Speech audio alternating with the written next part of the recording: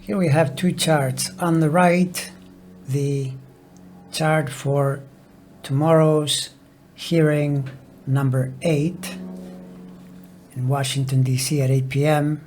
in prime time, and you can bet that if they're putting it in prime time, they have something very juicy to present. On the left, the chart for the disgraceful seditionist ex-president who has been essentially pursued and investigated by this committee over the last 7 hearings. However, in a certain sense, those hearings have been working around the edges, definitely pointing at him. But now in the 8th episode, what I understand will be happening is they will address the infamous 187 minutes when should he have been any kind of decent, responsible individual, would have done all he could have to stop the violence at the Capitol, and instead he chose to watch it on TV, complete with fast forward and rewind, so he could enjoy the chaos even more. So, what do these charts say? Well, the chart for the hearing you can see is 22 plus Capricorn rising, which presents an immediate problem because those degrees are opposite his Saturn, thereby, on that alone, stamping the meeting as extremely problematic, since Saturn is a planet of accountability and you're linking it via the ascendant-descendant. So whatever else happens, already that's the case, and already that is hugely problematic. But you can also expand it a little bit to say, in the minutes after the start of the meeting, the ascendant moves this way minute by minute, and it crosses through Saturn and Venus until 8:17 p.m., and by 8:28 p.m. it's in Aquarius. Meanwhile, we look at all the individual planets, and we see that in his chart, these planets are working very poorly and causing him all kinds of problems. For example, Saturn still in aspect to his Mars, which it is until the end of the year. Neptune still in aspect squaring his Sun and Moon, which it is again until the end of the year. Pluto still in aspect opposite his Venus, again hugely problematic.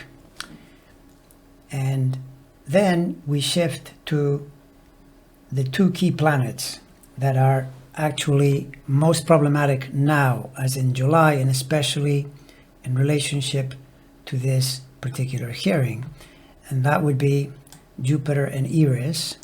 Eris happens to be stationing right around now. You can see there the S in the drawing for the hearing number 8. You can see it here in the ephemeris.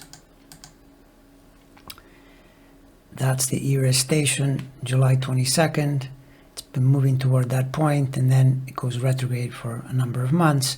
When planets are stationary, they radiate a lot more power. They become a lot more significant and important. And the same is true for Jupiter. We go back here. Jupiter, the second planet, 8 degrees 38 Aries. In the ephemeris, you see it. There's the station, July 29th. You're in the range where these two are super important, super intense. And so then, when you place them in his chart,